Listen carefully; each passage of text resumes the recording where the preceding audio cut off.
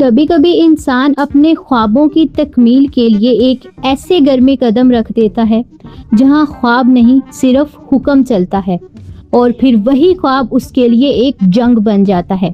ثانیہ جو بچپن سے ڈاکٹر بننے کا خواب دیکھتی آئی تھی، آج اسی خواب کی قیمت چکانے کے قریب کھڑی تھی۔ ثانیہ سلیمان سے کہتی ہے، ڈاکٹر بننے کا خواب میرا شروع سے ہی تھا اور میں نے اس کے لیے بہت محنت کی۔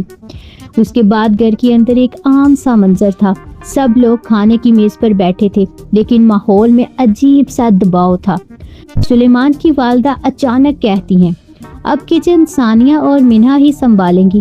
اسی لمحے سلیمان کے والد سخت لہجے میں بولتے ہیں، نہیں منہا نہیں، اب صرف ثانیہ ہی کچن سنبھالے گی۔ ثانیہ فوراً اپنی بات رکھتی ہے، انکل ہم سب کی جابس بہت ٹائم کنزیومنگ ہے، اس لیے کچن کو مکمل سنبھالنا ہمارے لیے مشکل ہو جائے گا۔ یہ بات ابھی ختم ہی نہیں ہوئی تھی کہ ثانیہ اپنے کمرے میں ہوتی ہے اور دروازہ آہستہ سے کھلتا ہے۔ سلیمان کے والد اندر داخل ہوتے ہیں اور ان کی آواز میں حکم ہوتا ہے، اس گھر میں سب کچھ میری مرضی سے چلتا ہے۔ ثانیہ گھبرا جاتی ہے، اس کے چہرے پر پریشانی واضح ہوتی ہے۔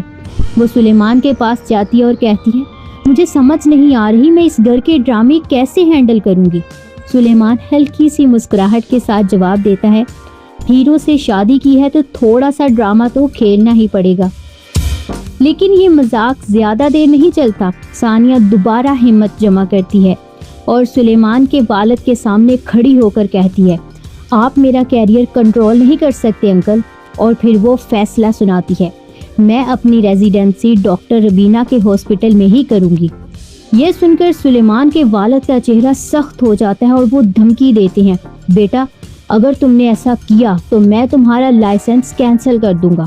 یہ الفاظ ہوا میں نہیں گونجے تھے، یہ ایک جنگ کا اعلان تھا، ایک ایسی جنگ جو خواب، عزت اور اختیار کے درمیان شروع ہو چکی تھی۔